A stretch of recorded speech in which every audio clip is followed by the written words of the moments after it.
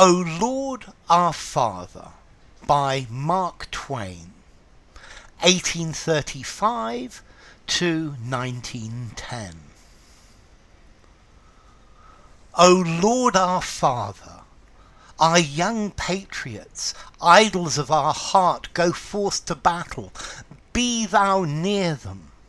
With them in spirit we also go forth from the sweet peace of our beloved firesides to smite the foe. O Lord our God, help us to tear their soldiers to bloody shreds with our shells. Help us to cover their smiling fields with the pale forms of their patriot dead. Help us to drown the thunder of the guns with the shrieks of their wounded writhing in pain. Help us to lay waste to their humble homes with a hurricane of fire. Help us to wring the hearts of their unoffending widows with unavailing grief. Help us to turn them out roofless with their little children, to wander unfriended the wastes of the desolate land in rags and hunger and thirst, sports of the sun flames of summer and the icy winds of winter, burdened in spirit, worn with travail, imploring thee for the refuge of the grave, and denied it. For our sakes who adore thee, Lord, blast their hopes, blight their lives, protract their bitter pilgrimage. Make heavy their steps, water their way with their tears, stain the white snow with the blood of their wounded feet. We ask it in the spirit of love, of him who is the source of love, and who is the ever-faithful refuge and friend of all that are sore beset, and seek his humble aid with humble and contrite hearts. Amen.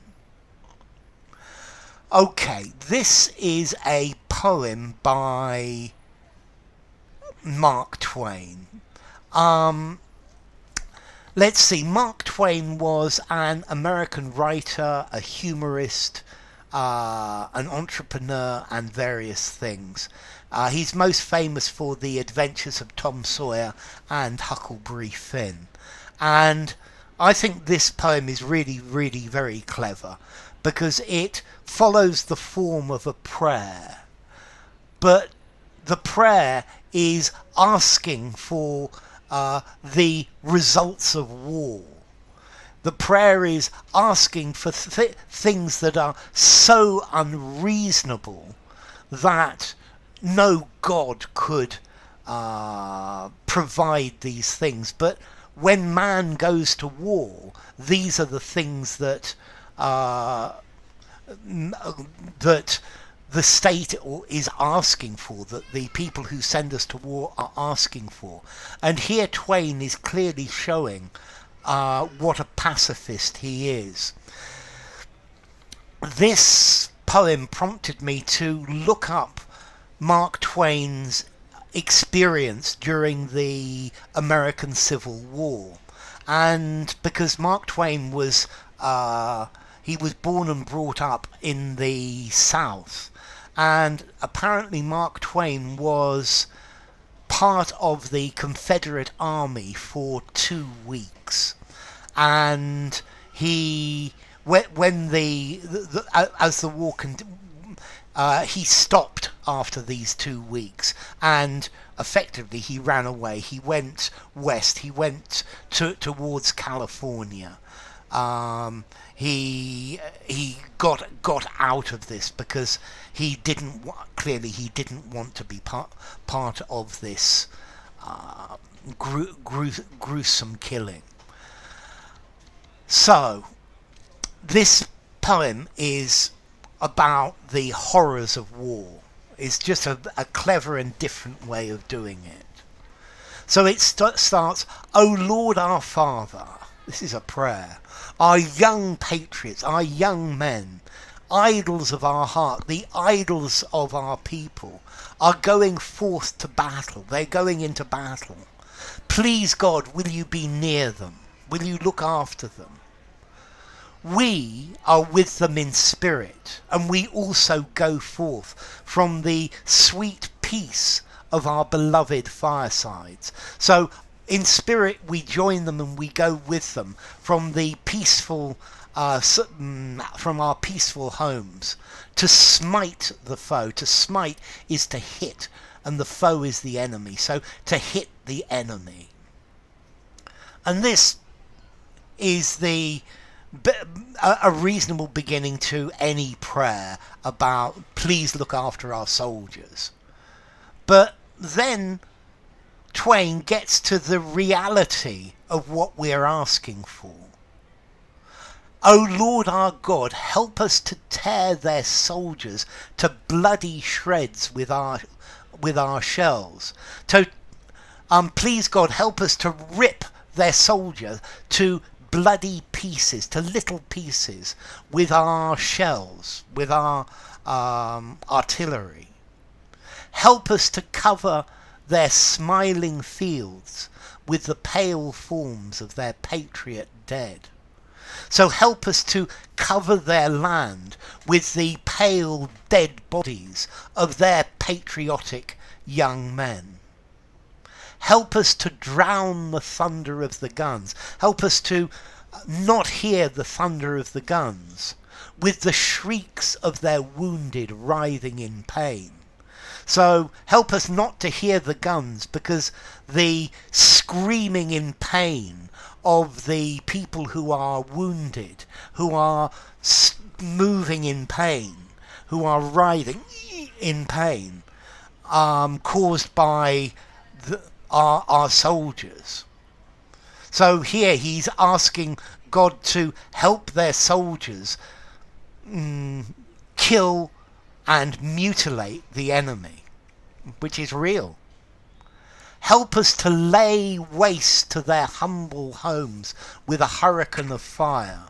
So help us to lay waste, to destroy completely their homes where they live, their little homes, the humble people, with a storm of fire. And here the humble homes, the homes of poor people who are just like you and me, they're just like everyone else. Help us to wring the hearts of their unoffending widows with unavailing grief. So help us to squeeze, to torture the hearts of their widows. So the widows, these are the wives of the people who have died, and these widows have done nothing. Yeah, help us to make these widows be really upset with unavailing grief, with sadness that will do nothing, that will change nothing, with useless sadness. Help us to turn them out roofless. Help us to evict them from their homes because their homes have no roofs, with their little children. So with little babies to wander unfriended, to walk not knowing where to go, with nobody to help them. The wastes of their desolate land, to walk around their land where the place where they live, where there is nothing left, in rags, in broken clothes, in hunger and thirst, hungry and thirsty. Sports of the summer flame, of the sun flames of summer. So these are sports, the women and the little children walking around in rags and hunger are toys for the hot flames of summer and for the icy winds of winter.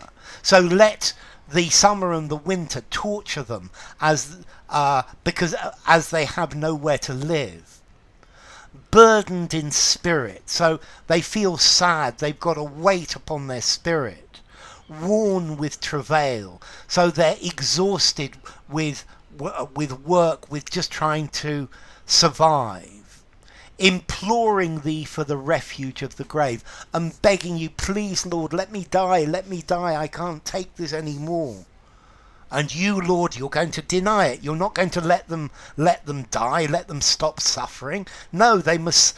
These innocent people must suffer as deeply as possible. For our sakes who adore thee, Lord, blast their hopes, blight their lives. So for us, because we love you, God, destroy their hopes, poison their lives, protract their bitter pilgrimage.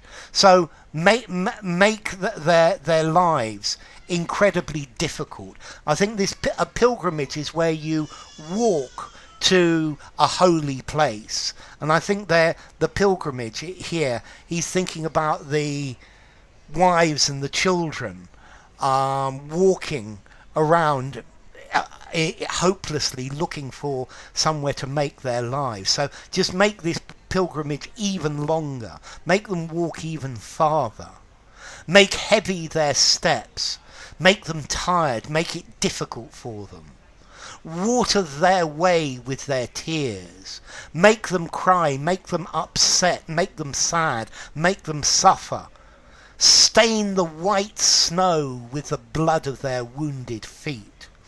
So make them make their feet bleed as they walk on this pilgrimage, as they go down their path, as they live their lives. Make these people suffer, yeah? And notice, stain the white snow. I love the use of white snow, because stain the innocent with the blood of their wounded feet. And clearly, these people are innocents. And here is just the irony of stain the innocents with blood. We ask it in the spirit of love. How can you say this? We ask for all this death in the spirit of love.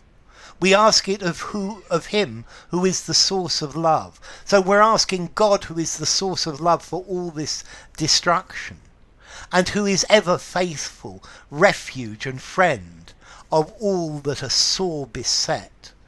And we ask this of the Lord, who is the faithful friend, the help of people who are in difficult trouble.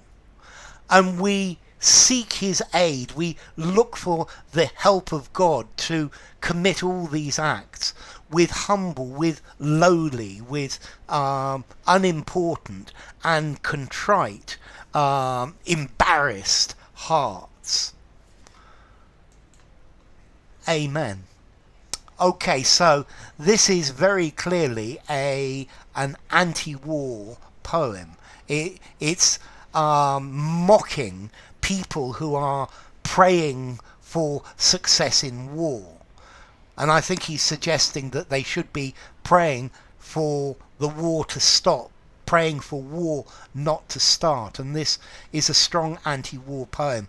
And on various occasions, Twain has been criticised, lambasted, for his pacifist point of view. So enough. If you enjoyed the video, give it a rating, subscribe to my channel, and I will see you soon. Bye for now. O Lord our Father, by Mark Twain.